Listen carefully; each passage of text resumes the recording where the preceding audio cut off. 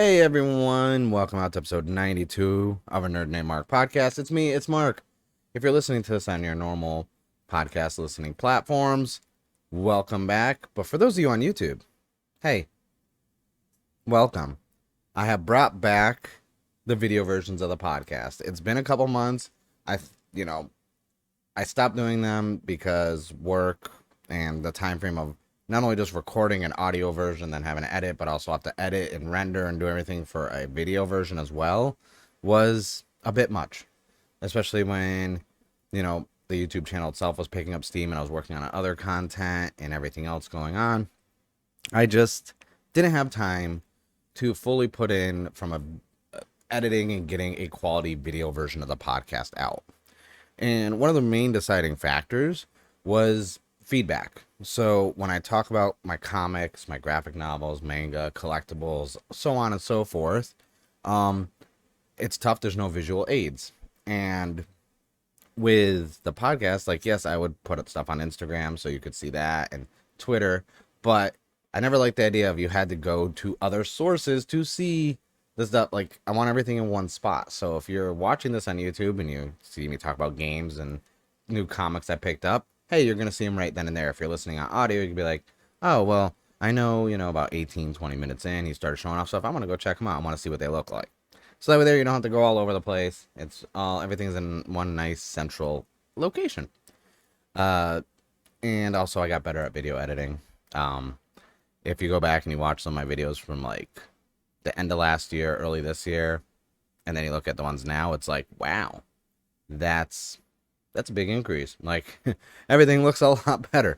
And it's like, yes, I have updated my camera. I've switched over to using DaVinci Resolve, which I love from a video editing standpoint. So easy, but still very fine tuning and meticulous with what you could do with them. So I thought even about doing a video of like how a lot of my presets that I have set up in DaVinci, what I use for like doing all my different types of videos that I have on the YouTube channel. So that might be something down the road that'll happen. It's earlier in the morning, still drinking my coffee. This is my second cup. Pretty, it's my day off. I get to, relax and get a lot of content done. So podcast. I'm still got a few episodes that I have to put out. A lot of scheduling issues. I had to push a couple episodes to the back burner that would have guests on them, but those are still happening. They've already been rescheduled. I'm okay with that. If you haven't, I was on the Loop Bros podcast about a week and a half ago, talking about DC fandom with Resident Daryl, who's been on the show. We talked about Resident Evil last year in October. We dove right into that franchise. It was a great time talking about that. I always enjoy going on that podcast, and whether it's with Kalai and Josh and Justin and all them, or it's just Daryl, doesn't matter. I always have a good time. Always enjoy being over on the Loop Bros podcast. So go check that out. It's enjoyable. It was a good episode. So this episode, a lot going on, which is why I'm glad I'm doing a video version, because I've got games, I've got movie stuff, I got comics, manga, like collectibles galore. Like, if you're watching this on YouTube, you can already see right beside me a lot of nanoblock related stuff, which I've been doing videos for, and I have about 5 or 6 more videos I'm going to be uploading about those. And yeah, and it's like, okay, so I can actually show off like the covers, the mangas, comics. That's, exciting to do, because to get back into that, that's one of my favorite things about doing the video versions, is actually showing you the covers and getting excited about these comics. So I think I'm going to start off with games, because finally I get to talk about games that aren't Pokemon Unite. So you guys should be happy, because let's face it, it's all I was playing for a while. It is not for like lack of games coming out. It was just like the convenience of picking up Pokemon Unite, logging in really quick, playing a couple 10-minute matches, and then, eating and getting ready to go to sleep, or unwinding and watching a show. So Pokemon Unite was, and I'm still playing it, by the way. I'm still playing it heavily, but it's just that was for that time frame when it was really busy with work, because now it's a slow time. I was like, cool, like this is filling a gap. because I want to play something, but I don't want to like dive in a 60 plus hour RPG, which contradicts my first game I'm going to talk about because I picked up Disgaea 6 on the Switch. Huge Disgaea fan. Um, this is the Defiance of Destiny Unrelenting Edition. It's from NS America. I'm a huge fan. I noticed with RPGs, there was everything went action RPG or like the strategy tactic style and the turn based are kind of been phased out a bit from a mainstream RPG standpoint to more of the action open world style. So you got games like Disgaea, Hyperdimension, Bravely Default 2. Those still keep a lot of the core traditional RPG styles in them. Whereas, even Final Fantasy has kind of shied away from that and, so on and so forth. So I'm really excited to play Disgaea 6. I actually already started it. I'm about 8 hours in. I'm enjoying it. It's also like, if you like anime and like the comedy and this and that, like the appeal of Disgaea for me was always like, it was entertaining. There's so many different character classes, monsters, and this and that, that like there's so many strategies and combinations to it. It definitely is a strategy RPG at its like to a T. And I think there hasn't been a Disgaea game where I put less than 100 hours into it. And I played every Disgaea game. Now that I have 6, I played every single one. I have them all on PlayStation. I have a few when they ported them over to the Switch. I have played every Disgaea game. And the anniversary versions too, like D20, which was the 20th anniversary of Disgaea. Played that, even though I played the original. Like, I love Disgaea. And another game, which I have an episode that I still have to do, but I wanted to wait till I finished it, and then I ended up playing it twice and completing it, is House of Ashes from the Dark Pictures anthology from Supermassive Games. I love Supermassive Games so much. This is me being a shill for a second, even though this is not an ad or a sponsorship. Ever since Until Dawn, which is still one of my favorite PlayStation exclusive games. It is one of, not even that, it's one of my favorite horror games. Until Dawn was amazing. And out of the 3 Dark Pictures anthology games, because they have House of Ashes, there's Little Hope, which was the second one, and Man of Medan, or Medan, I say Medan. House of Ashes, probably from a story and everything else, is like the best of the 3. But I hold Little Hope a little bit higher in my personal rankings because of Salem and, Witch Trials, this and that. That has a little more personal, like, I guess, connection to me. Not because I'm a witch or anything like that, but because growing up in Connecticut, I've been to Salem a lot, whether it was on Halloween or camping up there. Like, that was always really something that intrigued me. Because it's one thing to hear about, like, witch trials, but then to, like, always hear about Salem. And then actually being there and realizing that, like, hey, it's not so much of a wives' tale, so to speak. I really liked House of Ashes. I'm not going to spoil it. I'm saving all that for my Dark Pictures anthology episode, which is still happening, but I didn't want to do a Dark Pictures anthology episode without actually finishing the game. And I had to play it twice. But also, it looks beautiful in 4K. So good. Obviously, I got it on Xbox because it does the Series X and the Xbox One version. I was like, for $29? Oh yeah, that's worth it. Other than that, like a lot of Pokemon Unite, still. W Supercard, I'm still playing that on my phone. That's the only mobile game I'm playing. Like every once in a while, I'll dabble in Pokemon Go. I still have friends that will send me, raid invites and this and that. That's kind of slowed down. And every once in a while, I'll log into Dokkan Battle, but Dokkan Battle kind of fizzled out. I don't spend a lot of games and like money on microtransactions, if at all. Like I might spend like $1.99 here and there. Obviously, it's changed from the last time I did a microtransaction freaking episode on here. The My Hero World Strongest, honestly, it got too paywall very quickly, and that ruined it for me. So eventually I might go back to it. I don't know. I haven't really decided yet. But yeah, that was it is what it is. You gotta say mobile games, they're free. They gotta make their money somehow. Obviously, it's gonna be through microtransactions. It's one of the reasons why I stopped playing Genshin Impact. Plus, dominated that. Next up, while I was out and about, I found Gridman, the Hyper Agent, on Blu-ray at Best Buy for $24. For those who know, Gridman, the Hyper Agent, obviously it's, Subaraya, which is also, Mill Creek is the people who are releasing these. Subaraya and everything. That's, Ultraman. But Gridman is not Ultraman. In the US, we actually got it, as the, kind of like how Power Rangers took footage and made a Western version of, Super Sentai. I think it was, Zoo Ranger. Gridman was brought over here, and I believe it was called the Superhuman Samurai Cyber Squad. And it had, who was in it? The kid who played, Sean Hunter's brother on Boy Meets World. One of the Lawrence brothers, because there's 3 of them. And then it also had Tim Curry. Yeah, Tim Curry.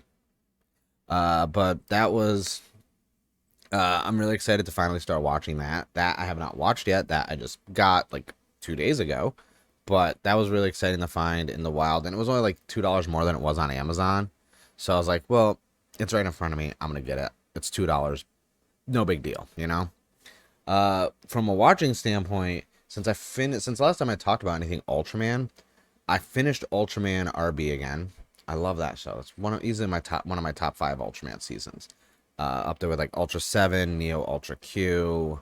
But I started watching Ultraman Ginga and Ginga S plus the movies. Obviously, it's this is a 4-pack. This is really good. This is for your value because you get the Ultraman Ginga series, you get Ultraman Ginga S, you get Ultraman Ginga S the movie, and then you get Ultra Fight Victory. That is such a good deal for the price. And this one, I think I got it on Amazon on sale for $20. I bought that a while ago, but I really wanted to start watching it because I was like, I never watched Ginga S. I only watched Ginga, so I was like, let me go through Ginga. So I started watching it about 8 or 9 episodes into Ginga. The cool thing about Ultraman is a lot of the seasons, I don't know how many episodes are in Ginga S, but most seasons they're 25 episodes. That's not bad. So they're not most Toku shows like Kamen Rider or Super Sentai where you're getting 46 to 50 episodes. It's not as bad, and they're easier to digest. And I just like it. I like Ultraman. Every season's different, but it's a shared universe where all the Ultraman actually exist in the same universe or parallel universes, but they're all connected. And even yes, the suits are different every season, but they're still the same tropes and this and that. Ginga, though, is a little bit different. It was kind of removed from the normal tropes. But it is a really good show.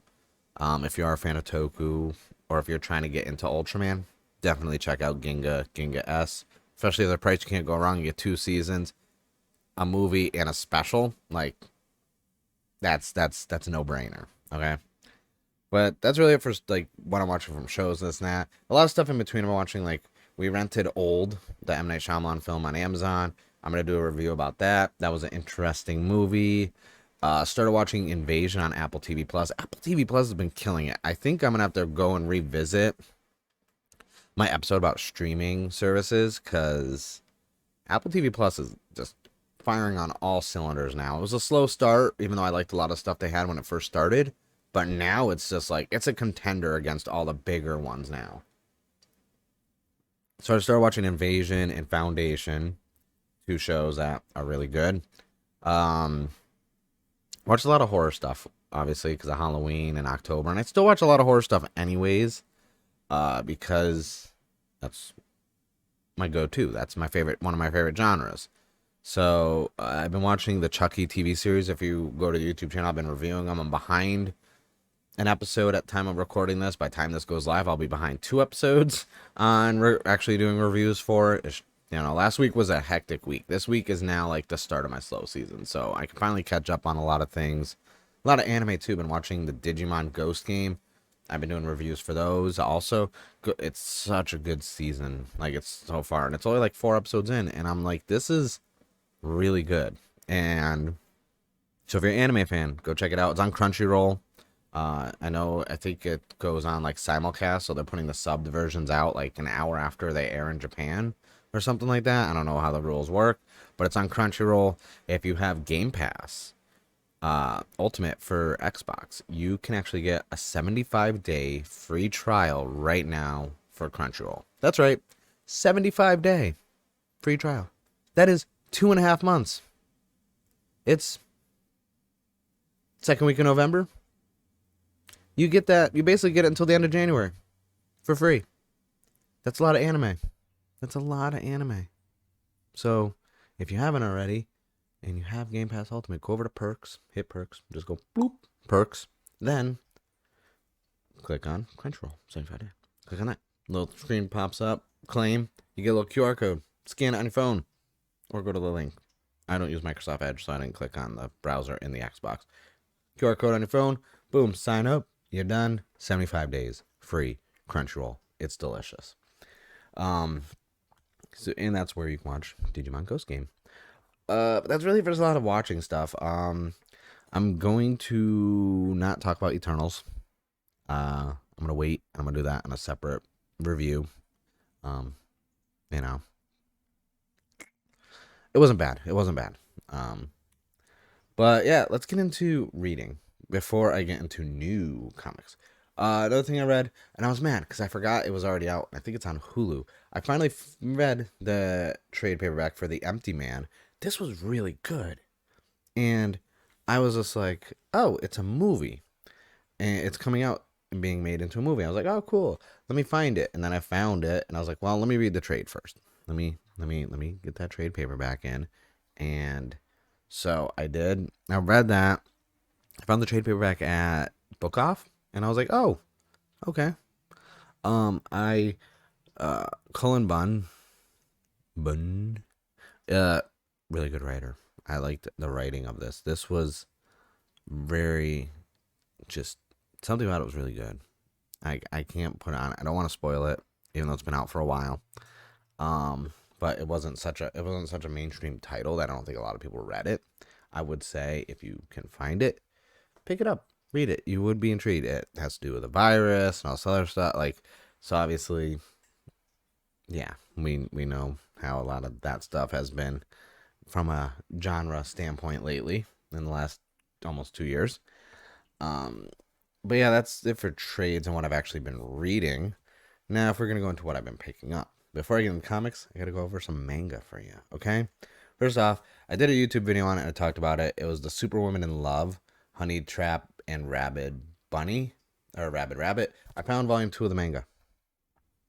Now, in my video, I said I'm not really into this kind of, like, I like rom-com manga and anime, and I do like the action, this and that, but I've never been in the, like, girl love, this and that style. But this, because it's, like, so Toku, Sentai, and Ultraman inspired, like, I had to pick it up. It's very entertaining. I do believe there's only 2 volumes out right now. The 3rd volume, I believe, is coming out early next year.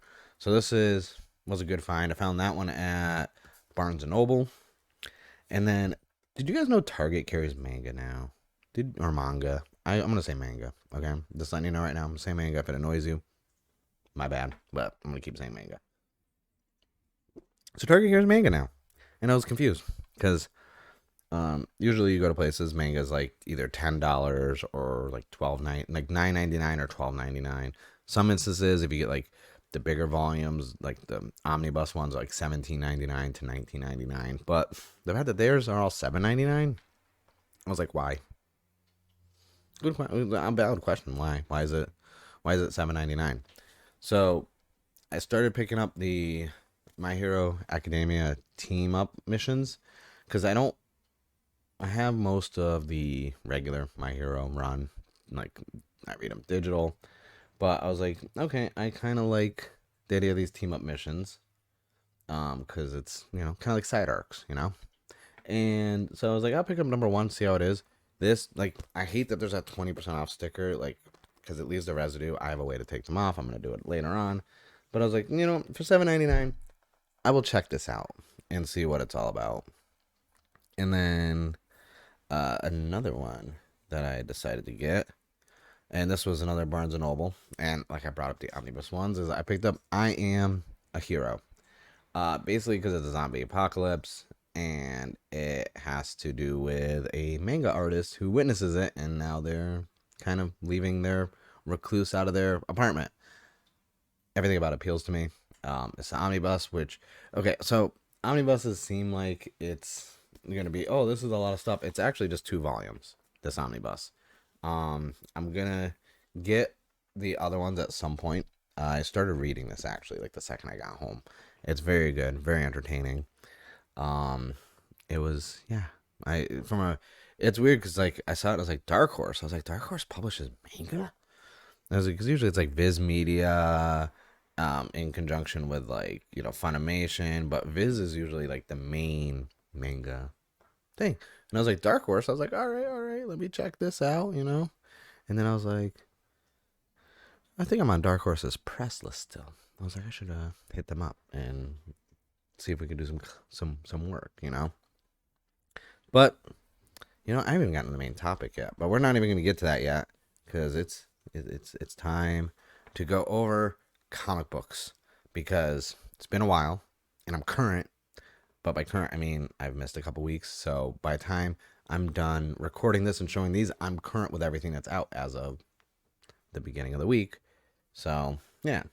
So first up, I got a Stranger Things one shot. This is the winter special. Ooh, it's not too bad. I like the back of the cover, but this is cover B, and then I haven't boarded and bagged them yet, and they're gonna be out of chronological order also. And then I got my Radiant Black #9. White covers don't show up too good with my key light at all. And then something I was really excited about, I got issue #1 of the House of Slaughter. It's set in the same world as Something is Killing the Children. This is such a good cover. I love this cover so much. But yeah, I'm really excited to read this. Something is Killing the Children has been so good, like really good. And then obviously it wouldn't be a comic book conversation without some Donny Cates with crossover #9. Donny Cates. I my friend brought up the fact that I talk too much about Donny Cates when it comes to comic book writers. Between Donny Cates, Higgins, Hickman, and Ryan Parrott, like that's like my 4 favorites right now. And it's not my fault. It's just they're really good and they're writing everything that appeals to me.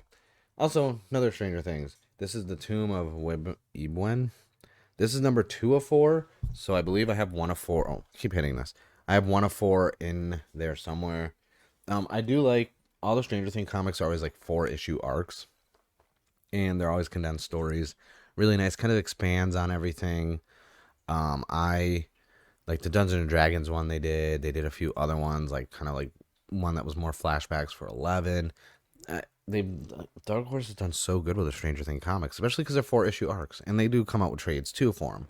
So if you haven't read any of them, I would say just go check them out. They're really good. Like, well, honestly. Then also DC versus Vampires #1 of 12. This is very intriguing to me. It's gonna be a limited series, obviously. Tinian is writing it, and we know how I feel about them as a writer. The writing is really good, and I rarely ever have critiques. Obviously, more Kates, more Donnie, more Thor. Oh, okay, can we talk about how good Thor has been? Like, this is issue 18, but Thor has been so good post War of the Realms. Like I was never a huge Thor fan, but now I'm just like, man, I can't wait for the new Thor issue to come out. Like, this is what's up. And then this is a back issue because they forgot to put it in my pull list, and I got the second issue. But I did finally get the Life is Strange #1, Settling Dust, because I have issue 2. And I needed issue 1. So they got it from another one of their locations, brought it over for me because I love the Life is Strange comics. They've been very, very good. I'm trying to put some of these in order. Some of these are out of order, and to the point where it would actually be drastically not making any sense. So next up, #31, Miles Morales Spider-Man. Oh my god, Like, a comic being consistent for 31 issues. Like, it's been a while. I'm trying to think of like the last time that happened. And I think maybe it was when Dan Slott was writing Spider-Man. Maybe around that time frame, like Amazing Spider-Man. Because there's been very few times where I'm like 31 issues into a run and it's still good. And like it's been hitting every time. Like Miles Morales Spider-Man is one of my favorite Spider-Man runs, like right now. Not like right now current, but like out of all the runs I have and I've read, like Miles Morales Spider-Man is so good. And yeah. These two I enjoy. My lady enjoys because it's this is a one shot. It's called Chilling Adventures in Sorcery. Obviously a Sabrina related one, but this time it's about Madam Satan. But anytime we can get, a Chilling Adventures Sabrina comic or a trade, we are all for it. Especially because it's finally back, and I had to get this variant cover. Chilling Adventures Sabrina, Volume 9. It's back.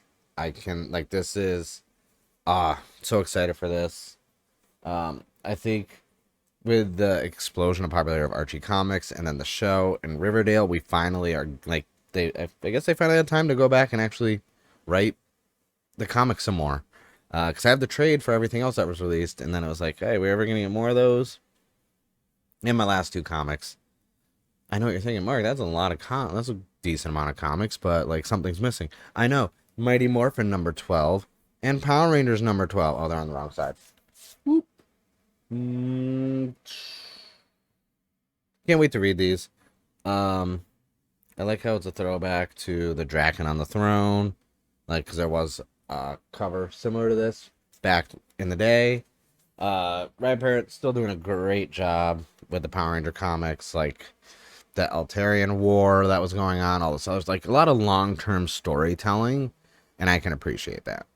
While I do miss Cinegrace and Go-Go Power Rangers drastically, I am enjoying this Mighty Morphin Power Rangers like split and how that's going with storytelling. And yeah, I mean, eventually I'm going to do a whole video going over like every arc and everything from Power Rangers because there's so much stuff and there's a lot to it. But that's it for comics. But really quick, something I got that I really want to talk about because I got this at Book Off also. I've got an encyclopedia of Ultraman toys. Now, like I said, I'm a huge Ultraman fan, but it's so cool to get to go through this big book and just see all the toys from all the different eras. And it goes like, I think, what year is this from? 2017. So basically everything, all the toys up until the last 4 years. And I'm just like, I love that so much. I have a lot of other ones that are like toy specific per season for like books, but having a big like encyclopedia style like that, just that's in the collection. That's going to stay there for a while. Obviously, for those watching on YouTube, I have my Ultraman collection right there, which is expanding. I need a lot more. I need more room actually because that's not everything. That's just I ran out of space. But yeah, so that's it for games, comics, movies, and TV shows. I don't really have a main topic this week because I just don't. I was thinking about it and I was like, well, what do I talk about? And I was like, well, I have a lot of comics. Oh, and let me talk about some collectibles real quick. So, as you can see, I do have some nano blocks over here. If you watch on YouTube, I have nano blocks. I really love nano blocks. I got stuff to make this Snorlax and this Mazinger Z. Bluefin brands, they are bringing a lot of nano blocks to the US from their website. They have a lot of the Dragon Ball Z ones, Pokemon. There's a lot. Like, Nanoblock is going to end up being a big, big competitor for Lego. Like, 100%. It's going to happen. Mainly because price point wise and just detail because it's smaller bricks. There's so much detail on them when you build them, and you can actually tell who they are. I'm I got some more sets coming in. I'm trying to figure out ways to display them because I want to get like display cases to put them in, and that's been kind of like the bane of my existence, figuring out how to do that. But I'll figure it out. I'll figure it out at some point. But yeah, that's just something I want to touch on because like I picked those up too, and I was like, ooh, let's talk about it. But yeah, nothing really else. It's gonna be interesting getting back into doing videos for the podcast. But if you're listening to this on your normal podcasting listening stations, I thank you.